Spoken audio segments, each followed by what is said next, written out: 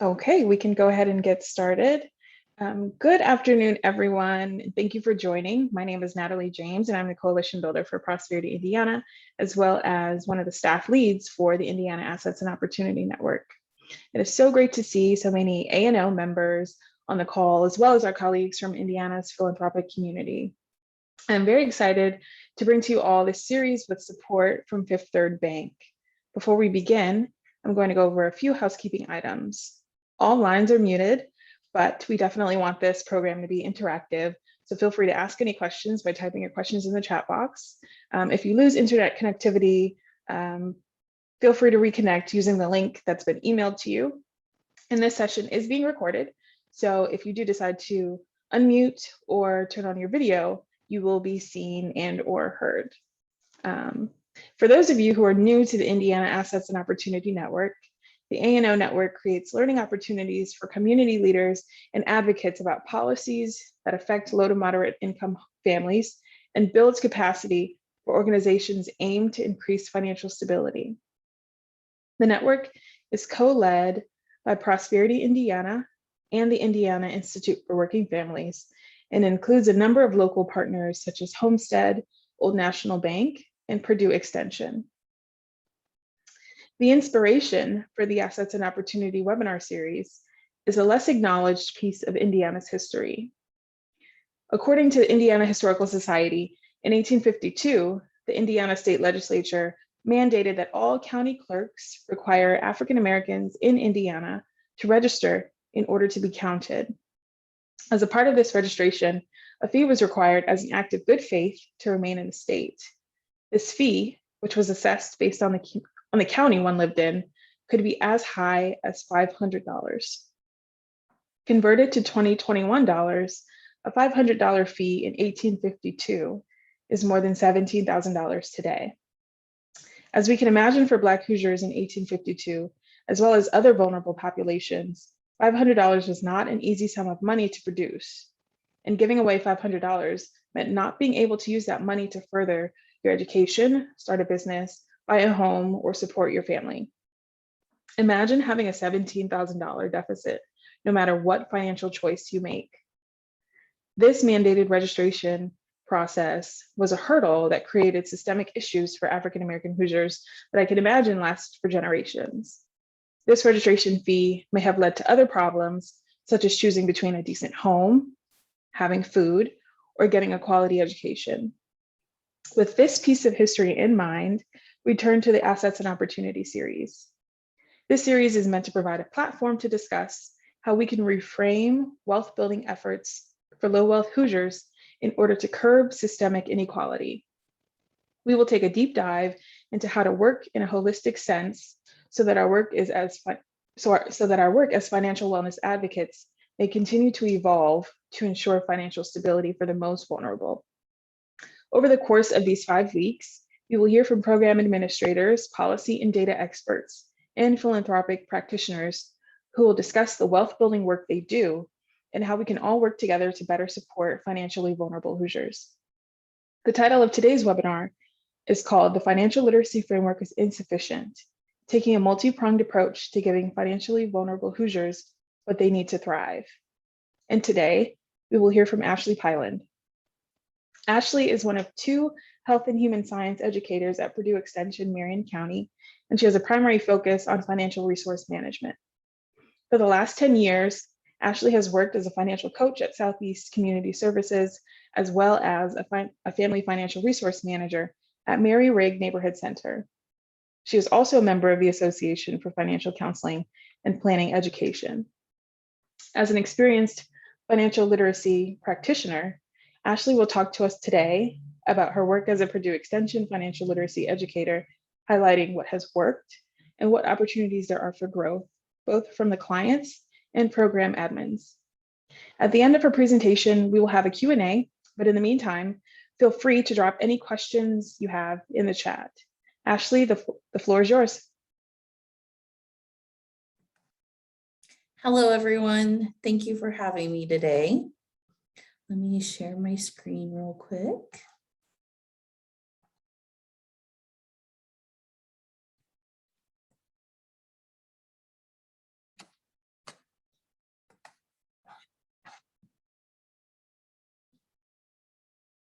Natalie, do you have is that showing my slide? Yes, but it's kind of a double screen. We also see your notes if you Okay, want let to me put it flip in it. presentation mode. Yeah. Ah.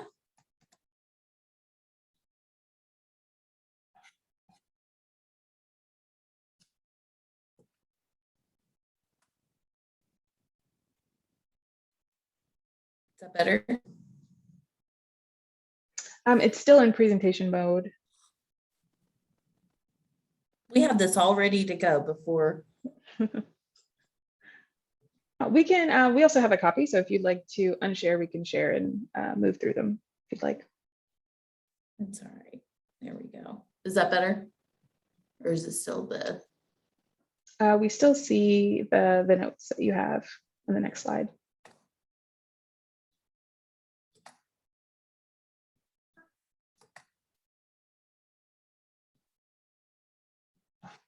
There we go. Okay, perfect. All right. Hello, everyone. Welcome. And again, these are going to be things that I've came up with that I feel has worked as a financial coach. And talking about how we continue to see these barriers that neighbors face. Working in a community center, you may hear me reference community members as neighbors instead of clients. I've always looked at that as they are a part of our organization. We become a support group to our families, and calling them neighbors. That's what we like to call them. So like Natalie said, I've worked with the community centers for about 10 years and recently moved over to Purdue Extension. So I will go into Purdue Extension. This is our mission statement, and most of our programs that we roll out are research-based evidence programs. And we do specialize in these 4 areas: agriculture, natural resources, community development, health and human science, as well as 4-H youth development. So we have so many wonderful, great programs. My piece is just a quarter of our puzzle of great things that we offer.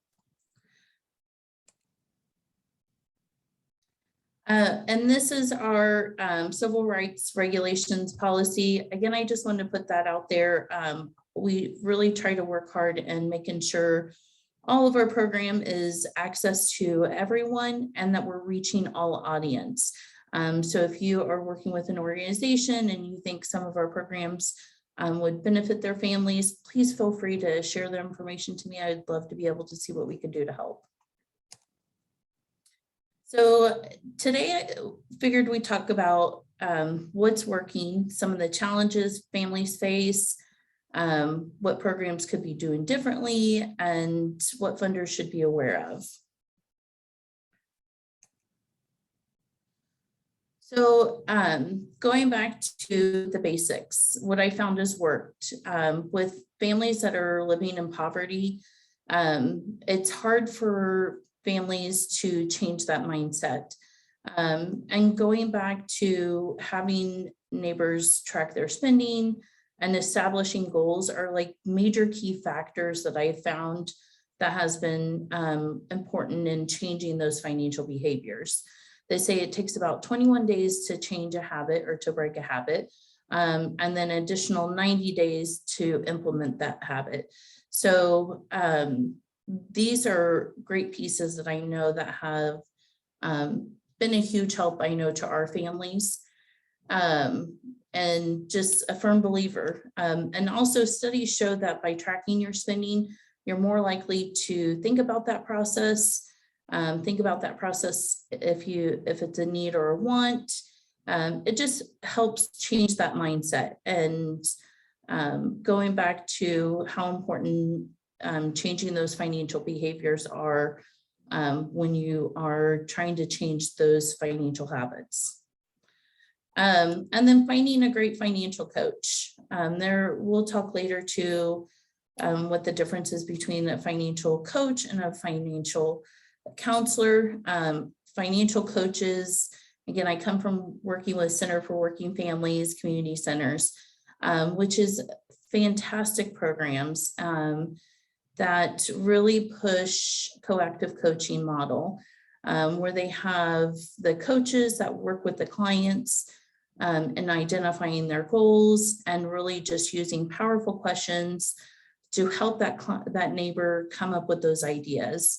Why is that important? That piece is a huge factor in helping neighbors establish those goals themselves and coming up with those ideas themselves, and thinking that they are creative, resourceful, and whole themselves.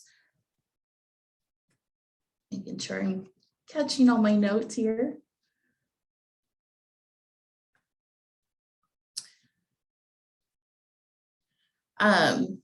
Some of the research that I found, families who have coming from a financial capability scale, 57% of families participating in financial coaching noticed an increase in their credit score during the coaching.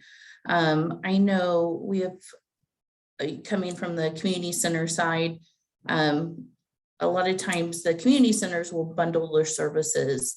And I know with those studies in the past that they've shown those changes by neighbors being bundled, working with employment coaches, financial coaches, education coaches, income supports coaches, bundling those services because we're capturing all areas of the client's life that they may face some sort of obstacle. So it's a great piece with the following that coaching model. Some of the challenges, and if you are aware of working with families in poverty, these are like the big areas that we see all the time. And I know these are just a few. Transportation probably should be up here as well. But the cycle of poverty is always a big challenge with our neighbors. I have one client that I've worked with years, and they have been thriving financially. They've been doing so well, and they end up buying a house. Then they end up spending all this money, bought a timeshare, and I'm like, oh my goodness, guys, let's take it back. Let's start creating, a savings, preparing for those moments of what ifs. That was just one example of client or neighbors that are still stuck in that poverty. They, when money starts coming in, it seems like sometimes, a lot of times they're still spending money. So helping neighbors, going back to those goals and continuing those goals, continuing to meet with their financial coaches. Just some studies for you, or some statistics, I guess. Indiana has about 6.79 million people, and only about 8,600 families participate in TANF. I don't know if any of you are familiar with TANF. TANF is Temporary Assistance for Needy Families. It's a cash benefit that can help families kind of bridge that gap of income, or using some more of those state benefits to help push them out of that cycle of poverty, to help them. Indiana is the third worst state in the Midwest for child poverty, low-income residents. So going back to our topic this week, how there used to be all these fees that were put on being a resident. We see all these fees that build up with neighbors who have prior convictions or in the reentry programs, families that are living paycheck to paycheck because finding affordable housing is nearly impossible. So going back to working with clients one-on-one and establishing those goals, I always make it a point to really talk to clients about creating those savings accounts. Only 20% of Americans have an emergency savings account.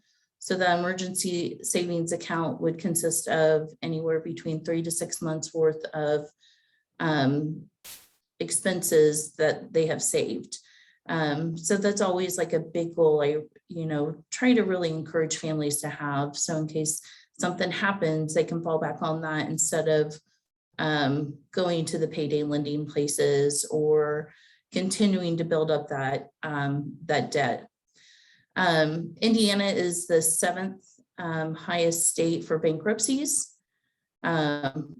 which is crazy, crazy to hear. So it's almost a sense that we create that cycle for families. Those barriers aren't already happening. We have the payday lending. Families are just continuing to use these payday lenders or creating that cycle of poverty where they just can't get out. Childcare is always a big issue. I know that was something, especially now we're in the middle of the pandemic, and childcare is just, it's hard. It's hard for all families. And just the cost of childcare is just crazy. And then going back to education. So Southeast Community Services is actually located in Fountain Square area. When there was a time when we were really focusing on our education programs and really trying to hone in on trying to help get families into some sort of education, whether it be HSA or HSE programs, continuing ed, whether it be certificates, whatever that might look like for them. At one time, we had seen that there was a study done that 44% of the high schoolers in that area were dropouts. So we noticed that there were transportation issues. No one had driver's license. No one had a high school diploma. So these were all major factors and barriers with our families that we needed to focus on and really truly help.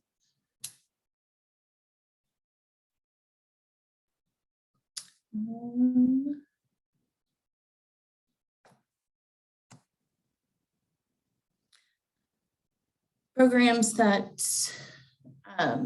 things to consider, programs that could be doing differently.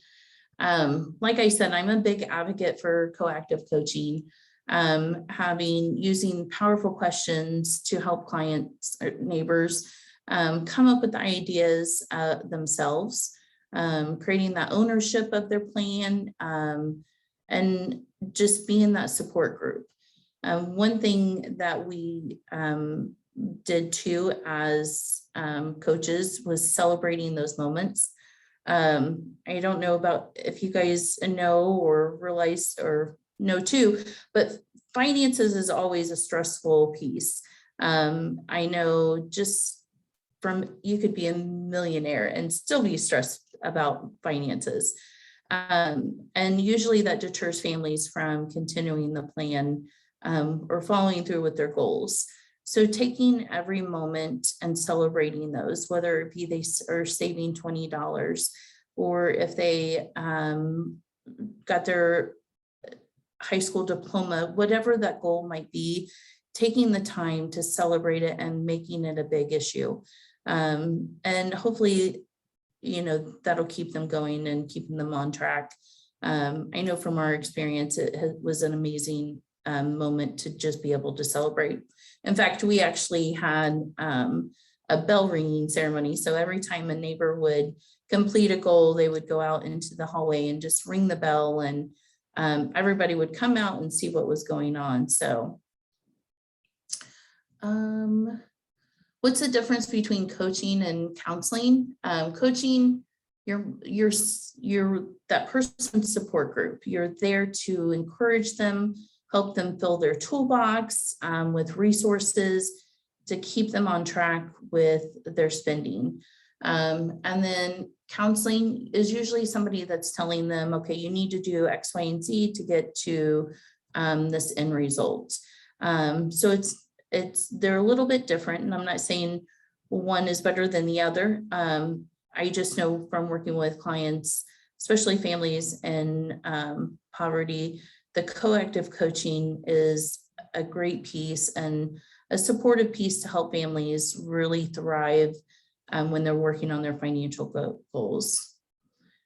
Some things that funders should know when you're working or you're funding these programs with financial education programs, looking at this does take time and helping neighbors truly change those financial behaviors. These aren't things that's going to happen overnight, over time. Going back to the Center for Working Families models, those were designed to be a 5-year program. So clients are working with their coaches for a long period of time in hopes of changing their credit score, their net worth, increasing their income, all of these areas to really help create that financial stability. Some takeaways. These are just programs that can help families really thrive, especially to eliminate some of those barriers that come in place. Like we talked about at the beginning, having the fees on everything. A lot of the community centers and organizations are available to community members to help alleviate some of those fee-based programs. For example, the easy one I always go back to is neighbors who are in reentry programs. It's crazy to think how much money is being paid out as they're trying to work back into society and having all these fees that comes with that. Court fees, having drug tests done, everything, having bracelets on. So it's just, there's just a lot of money that goes out, and a lot of these organizations are available to help. There are volunteer income tax assistance programs during tax season where neighbors can get free tax services available, which is always a great piece. And I know with Purdue Extension, we'll be offering some financial literacy along with that as well. So, and here's my information. If you guys have any other questions or comments, concerns, or if you're interested in any other programming, please feel free to reach out. Thank you so much, Ashley. That was wonderful and such great information. Does anyone have questions for Ashley at this time? Feel free to unmute yourself or drop any questions that you have in the chat. Oh, I know we have one question, Ashley, about data. Where's a good place for folks to get data on some of the stuff that you talked about in terms of Indiana? A lot of my information I pulled from the Indiana Institute for Center for Working Families. Mm-hmm. They have great information and research pieces as well. And they do such great work there, and love working with this, that group. And then LISC, I think did I put that in here? Sorry, I'm going back and looking at my notes real quick because I know I wanted to make.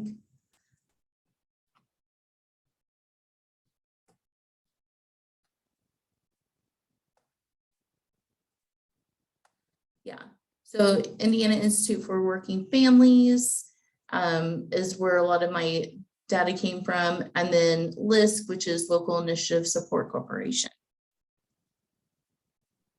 Thank you. And yes, the Indiana Institute for Working Families is one of our co-leads for the Assets and Opportunity Network, and they have some great information about all of this. They do. And if no one has any questions just yet, my first question for you, Ashley, is what are things for both clients and program administrators that can be improved with financial literacy programming and coaching and things of that nature to make it more efficient?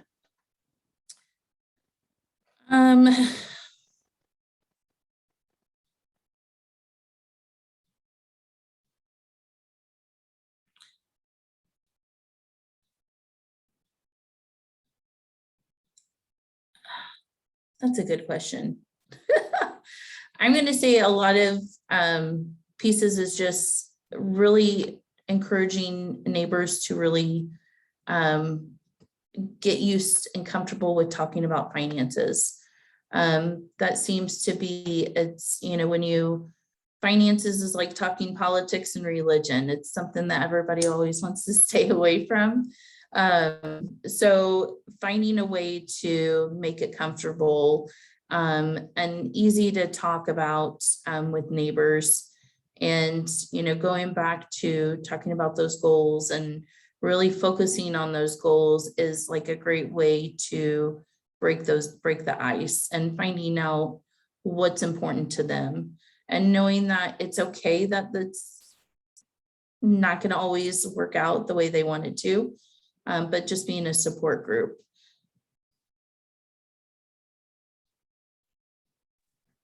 Yeah, absolutely. We have one question in the chat from Leslie, who is asking, there are so many programs offered: consumer protection, Dave Ramsey, prosperity agenda, credit unions, etc. How do you evaluate them? So I look at focusing on nonprofit programs and government programs. So making sure that they are legitimate sites. They're all great programs. I'm a big fan of of Pete the Planner. He's one of my favorites. But looking at finding people who are have a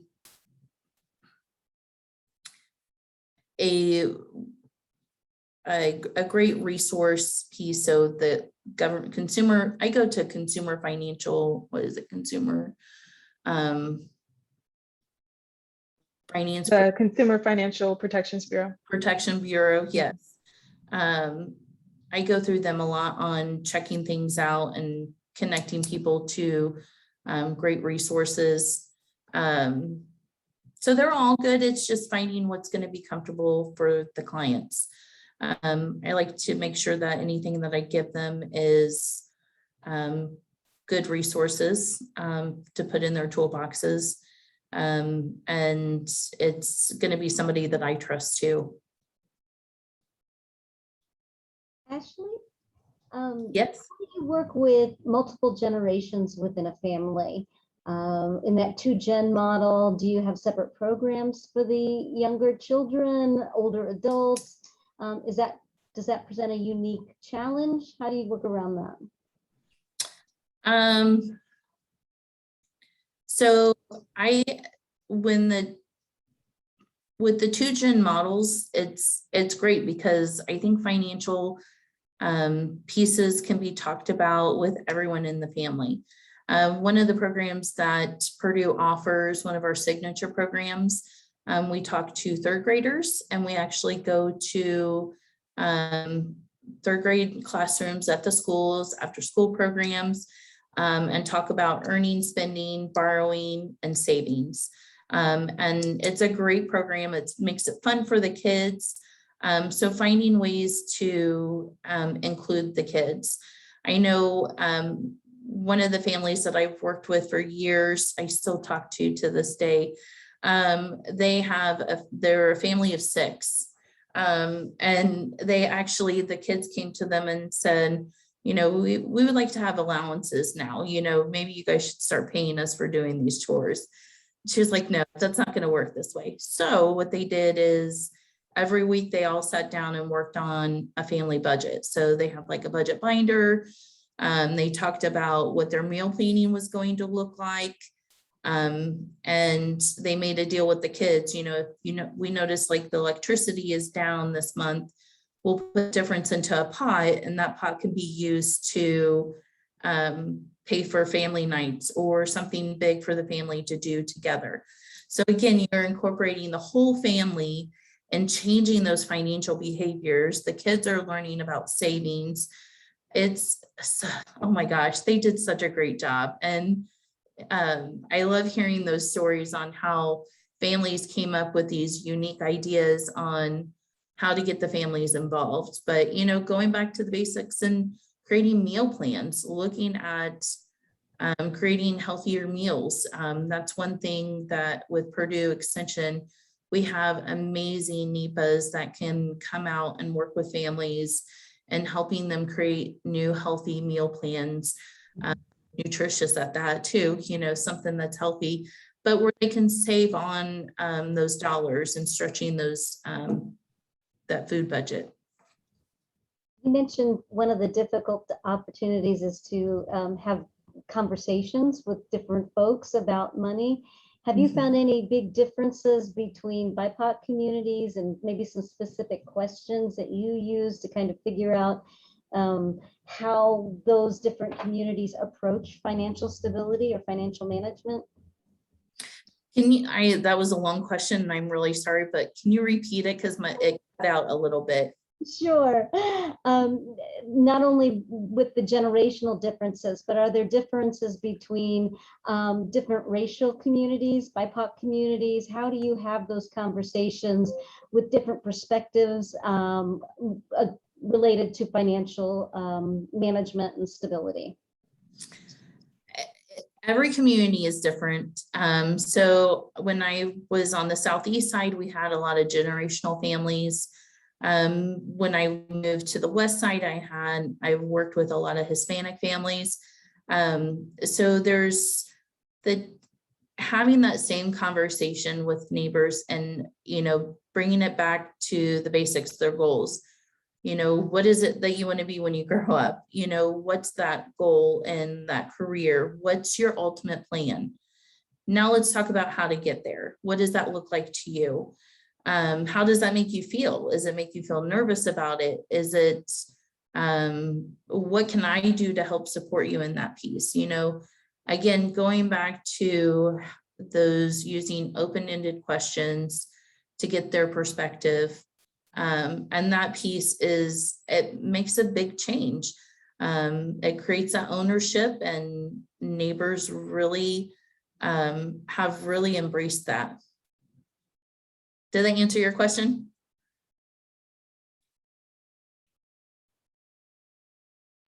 Okay, we have two folks with hands up. I believe Michaela was first and then Leslie.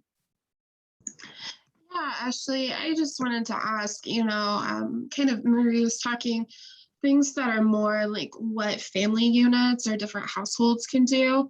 And thinking more outside, you know, there's so many things also at the same time outside of people's control as far as, you know, barriers that keep them from progressing.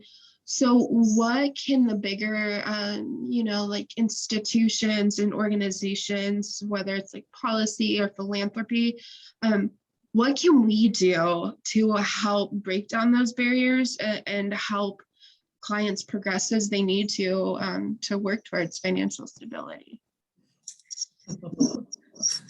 I know, and if you have like a couple ideas, I know we can't fix the world and think of all the solutions in a day necessarily. So I think the biggest one, and they're slowly progressing, but I feel like Indiana is always the last state to progress. But when you start talking about state benefits and trying to help neighbors really create a nice cushion, a savings account, so they don't have to use these payday lenders. But if you receive state benefits, you can't have any more than $1,000. Are you serious? Like, come on. That's $1,000 for a family of 4. If a flat tire happens, there it goes. I mean, for all new tire, if you have to get all new tires, that could be $800. $1,000 is rent these days.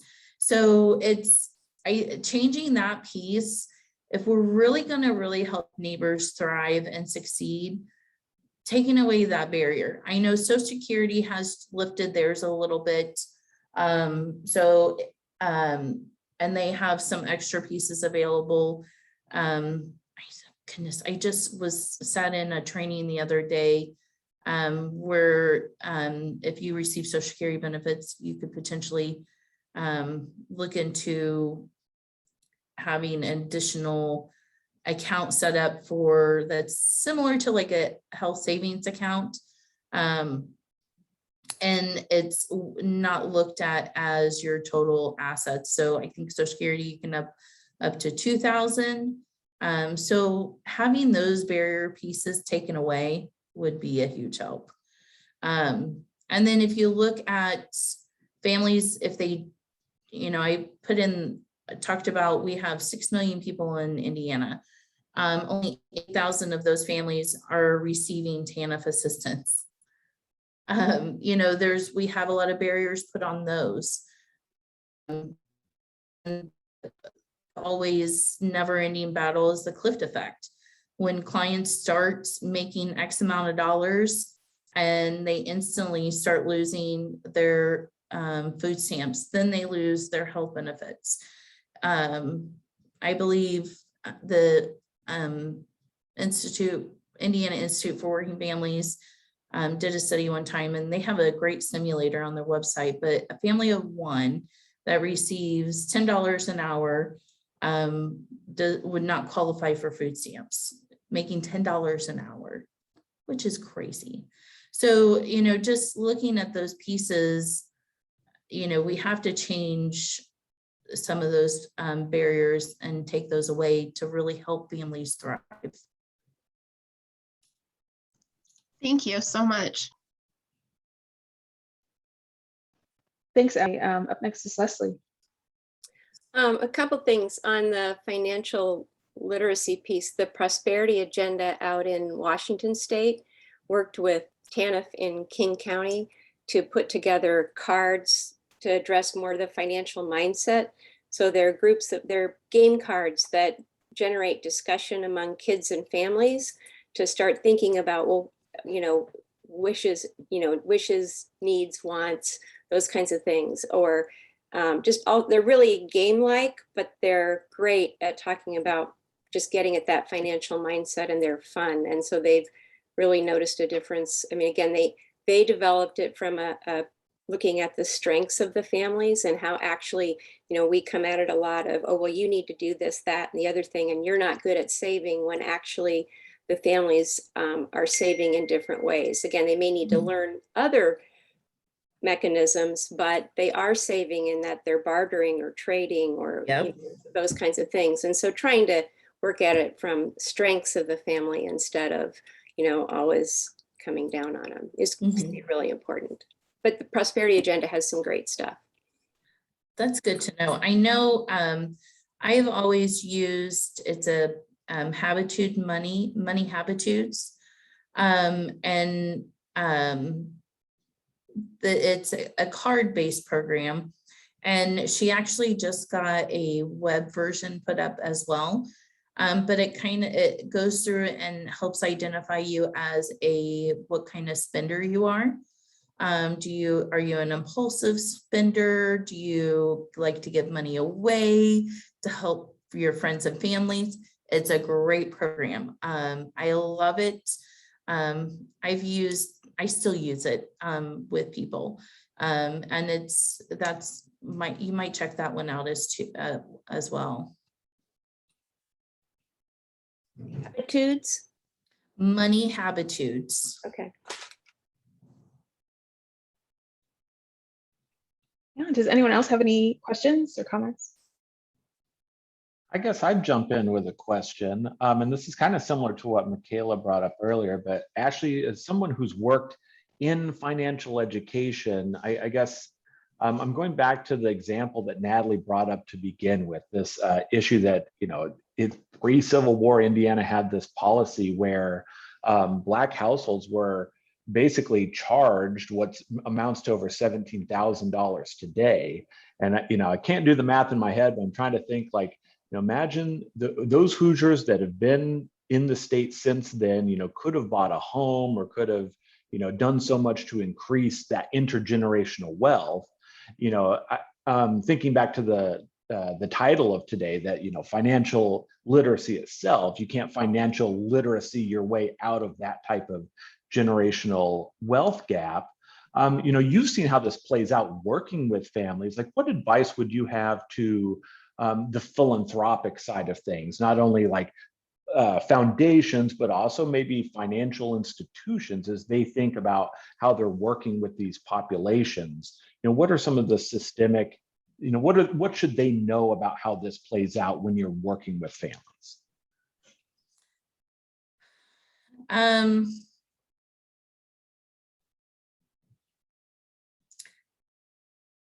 Have a little grace.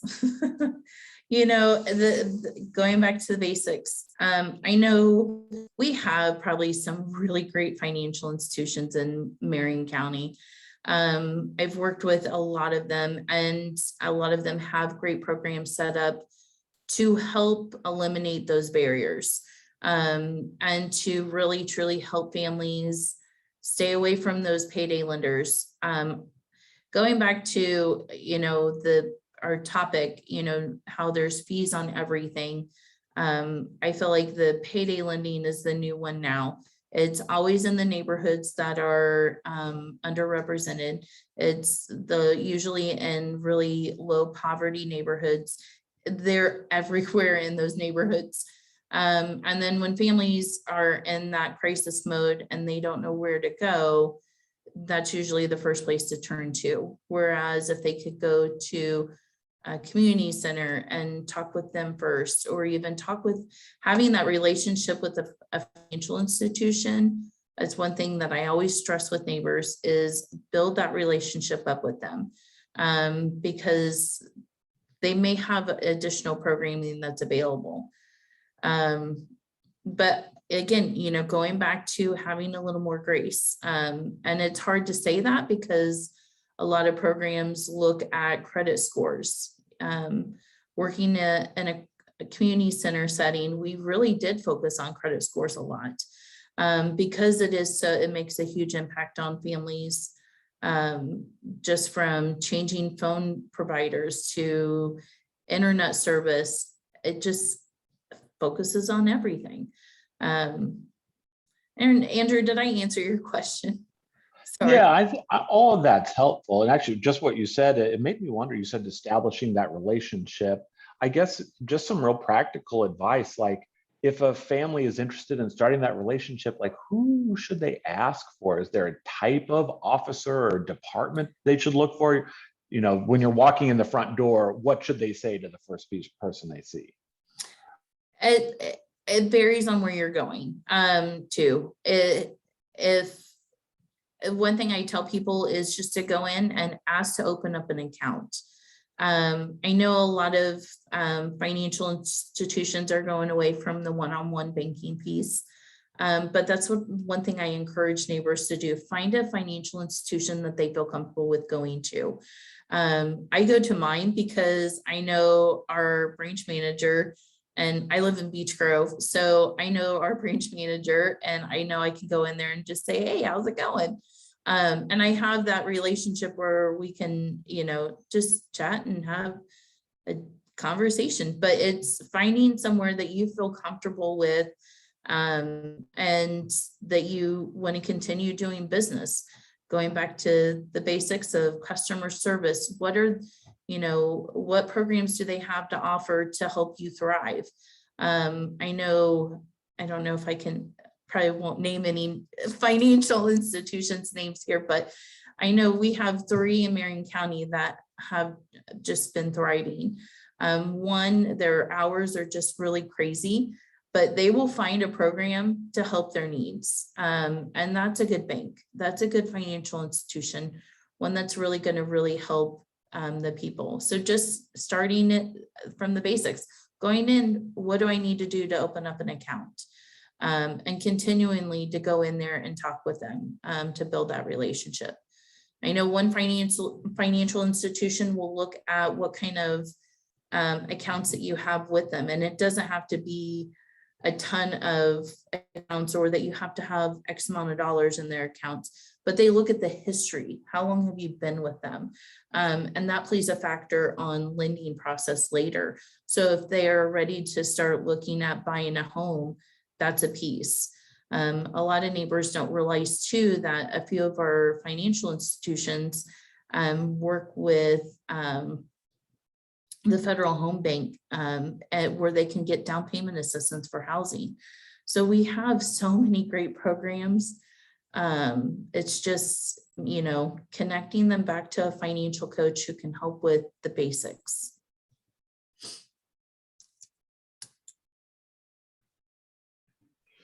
Thanks so much, Ashley. I believe we have some comments in the chat from both Mark and Jeff about incorporating financial education into K through 12, education. So do you have any experience doing that work or any thoughts on how it could best support financial literacy? Yes. So in fact, that's some of the things that we do with Purdue Extension. So I talked about our Captain Cash program, where we can work with third graders. And again, going back to at the beginning, I said, most of the programs with Purdue Extension is all research-based programs. So Captain Cash was designed for third graders specifically. So we can go and talk about the different islands that we'll stop at and see. And then we also have a curriculum for high schoolers. So that's something I plan to really focus on this year, is getting into the schools and getting in to see what we can do to start educating young adults and being financially stable. Yeah, does anyone else have any thoughts or questions for Ashley? Ashley, is there an opportunity for non-traditional folks to get into the financial coaching game? We talked a little bit about banks, but what about employers or other community-based organizations that necessarily aren't centers for working families? What kind of opportunities might there be to kind of make the case, particularly with employers, to refer employees to coaching opportunities, or other nonprofits to incorporate coaching into some of their anti-poverty programs? Well, actually, community centers, it doesn't matter what your income base is or what your income level is, you can work with them. So that's always a great piece, finding somewhere that's close to them. If you're not in Marion County, we have 92 extension educators in Indiana. So reaching out with Purdue Extension to see what they have to offer. That's something I would be happy to do, is create a program where we can do, maybe a monthly session on financial coaching with employees. That's always available. So that's where I would start with, is those two pieces. It just depends on where they live and where they're at, especially when it comes to the community centers. But community centers won't turn anybody away if they're looking for one-on-one coaching. And usually I try to team up with our community centers where I can do like a basic group setting, and then roll them over to a financial coach to get that one-on-one perspective. You can also look at finding a financial planner. They are excellent as well, to help create those next steps after you get through those basics. Yeah, Ashley, that's all great information. And one thing I wanted to ask you was that you mentioned payday lenders a few times during your presentation, and talked about how much of a barrier they are to a lot of your neighbors being financially, stable. And so what kind of impact do payday lenders have that you have seen? They're just easily accessible. They have, neighbors can go in there and cash their checks. They just make everything so convenient for people. And now I know a few of them are providing loans, auto loans, and it makes me, it breaks my heart. And if I could take my magic wand and get rid of all of them, that would be probably what I would do. Because they're just it's not a healthy habit to get into when neighbors do that. And it's, going back to the cycle of poverty, it's, when families start that one time with a payday lender, it's a cycle. They keep going back. They keep going back for additional money for that loan. That loan racks up, and then next thing you know, you turn around, you're looking at potentially filing bankruptcy. So it's just great bad cycles.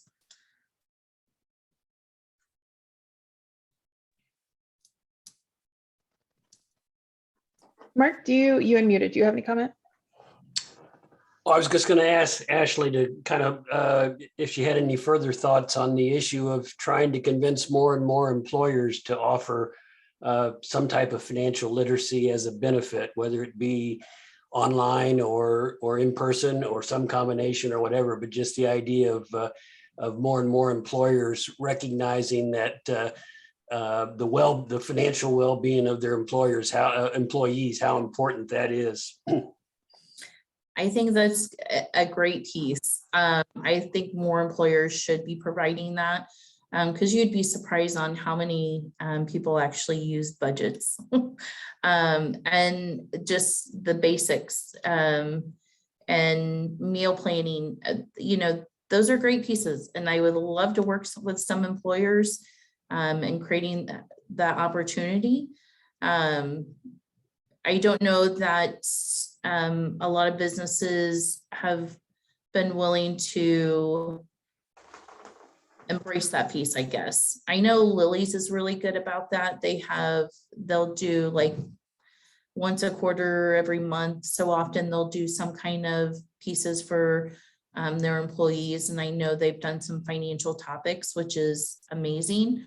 But I don't hear a lot of companies doing that, and would be, well, a huge need.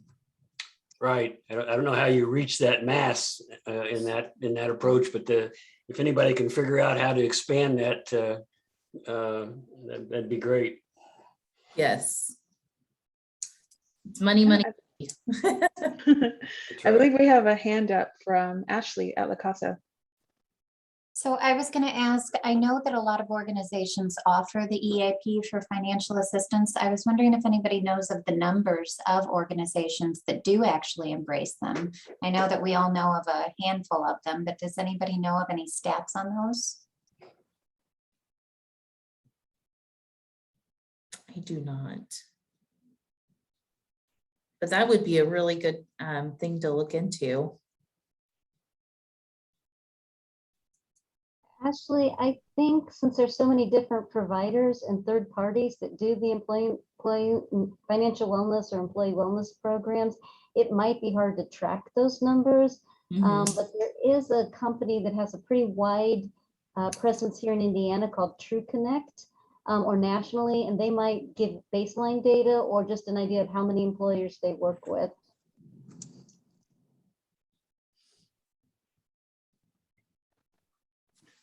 Thank you for that, Marie. Does anyone else have any questions for Ashley before we wrap up?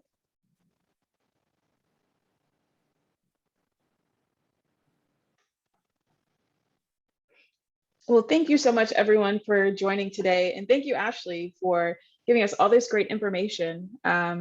Please join us next week for part 2 of our 5-part series about wages and wealth building, and how the stagnation of wages and the increase in cost of living have affected the most financially vulnerable across the state.